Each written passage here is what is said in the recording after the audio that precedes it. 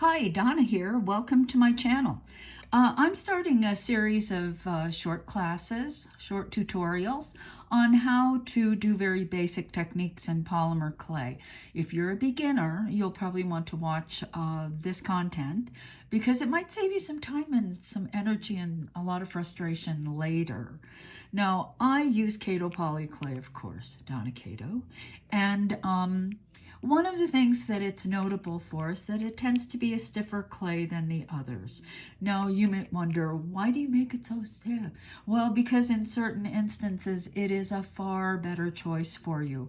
If you're doing cane work, even when you're handling it, you'll find that the more difficult this clay is to condition, the easier it is to handle after it's conditioned, because you're less likely to get fingerprints, that sort of thing.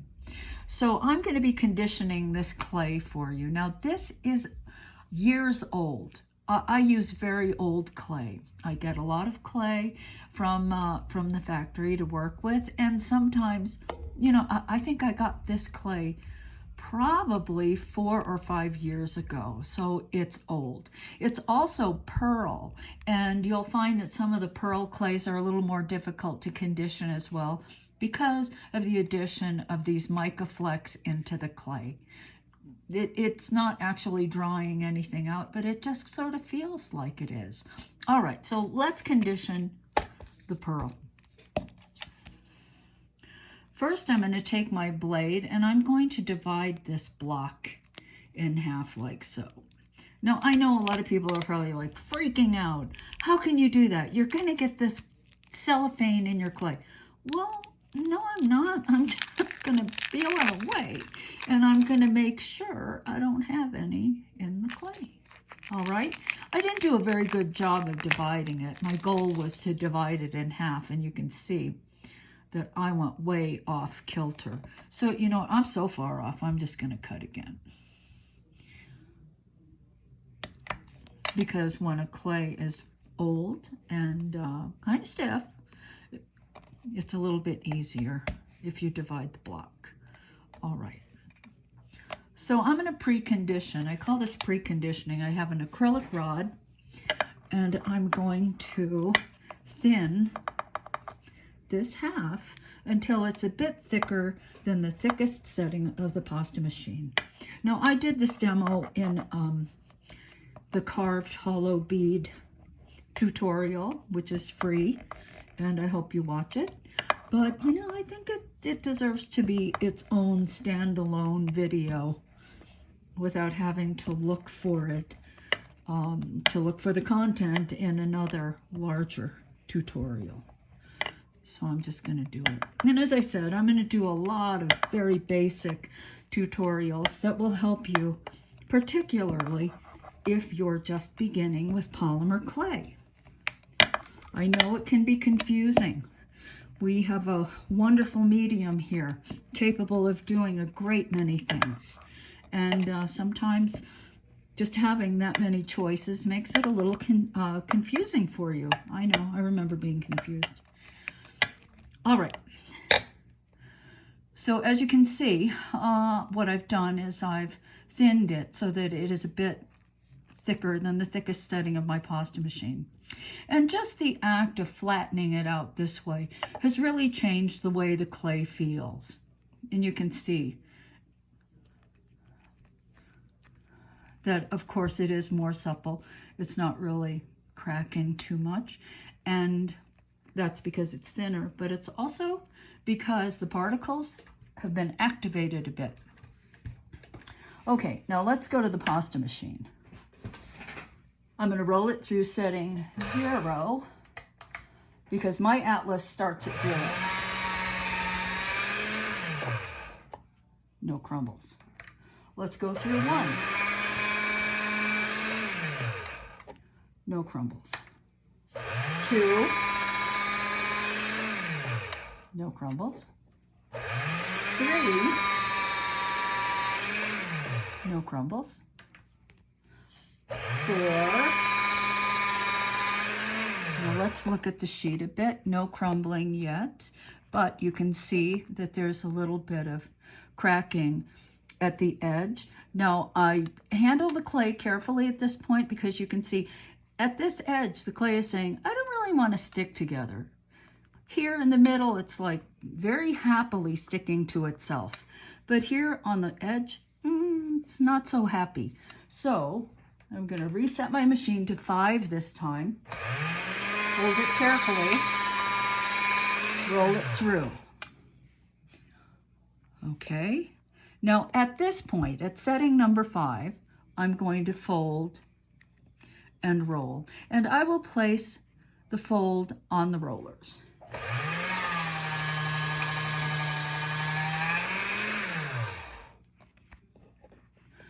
A little bit of shearing here, but that's not bad. Fold and roll.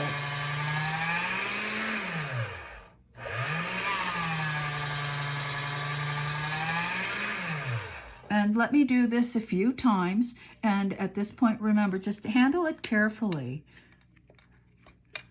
So I'll be back in a few turns.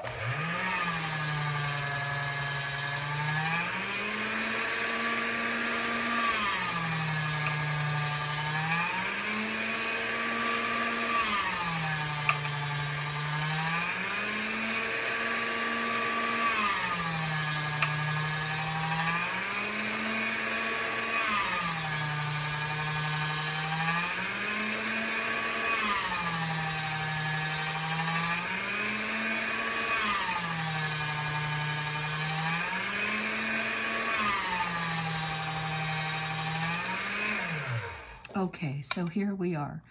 Now, let me tell you, if I had conditioned this dry, old pearl clay through, let's say, setting number 2 or 3, I would have a sea of clay crumbles underneath my rollers.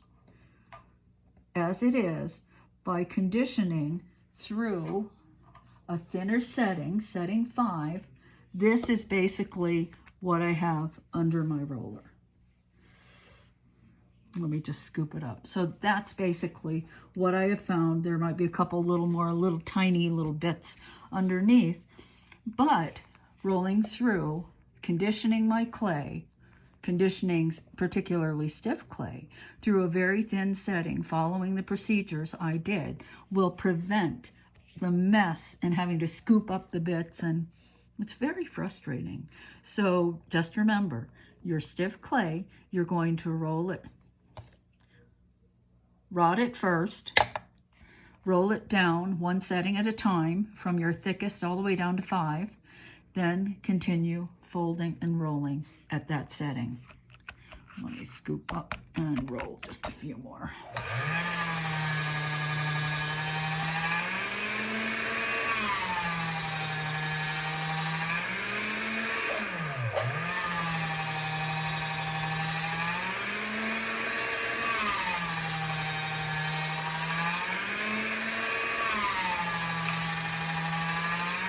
Okay, now the clay feels really good. It's supple, but it's still a bit on the stiff side. So what I'm going to do at this point is add a little bit. How do I do this? I lost my blade. Ah, here it is.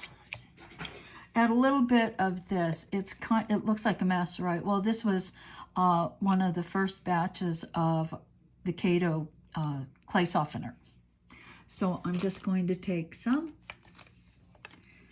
and not that much, because it really feels pretty good. I just want it a bit softer. So I'm just going to take that little bit. And let's just roll it across the surface a bit. And, you know, it is a clay softener. It's really, really soft. Okay, good. Now let's roll it through, and I'm still going to roll this through the same setting.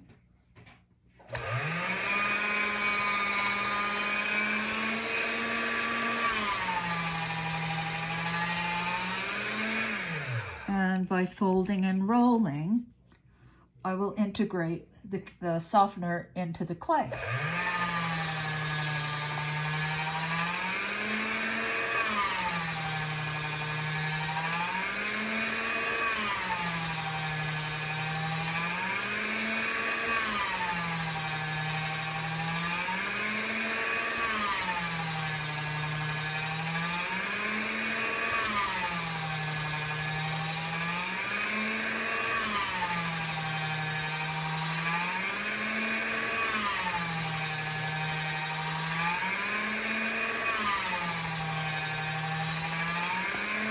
Okay, well, I think I need a few more turns, but what you're going to find is that this clay softener works into your clay very, very easily, particularly if the clay that you're adding it to is either conditioned or somewhat conditioned. If I were to take this and add it to this unconditioned clay, then I would probably have a mess on my hands. But if I took this bit of clay, flattened it out with my rod, rolled it through a couple times through the machine as I showed you during the conditioning process, and then added this to it, it wouldn't crumble, it wouldn't separate, it would integrate into the clay much easier. So just remember, you don't want to take this and add it to this totally unconditioned clay. Okay. Now let's say you want to do a larger quantity. You wanted to do the whole block of this clay, and you know that it's quite stiff. Well, you're going to add one step, and that step is to take a mallet, and this clay is about the same vintage as that, and you're going to put it on the floor and pound it flat. So this is what happens before you roll with your acrylic rod. Now, why did I leave the packaging on? Well, I left it on because it kept the clay cleaner. I've tried this several different ways. If I put it on saran wrap or something, that's even worse because I can't see the packaging. But if I just keep it in the package and I smash it on the floor, then I can later easily find the cellophane and remove it. Okay? So that, in a nutshell, is conditioning hard clay. Now, anything else you condition, it's going to be way easier. You're not going to have to roll the clay down to setting 5 or 6 or whatever. You'll probably be able to condition the clay through 3, and you'll be fine, 2 or 3. But okay, so I hope you've learned a little something about conditioning, and that maybe it saves you a little bit of work and a little frustration, or a lot of frustration. So thank you for watching. Till we meet again. Bye-bye.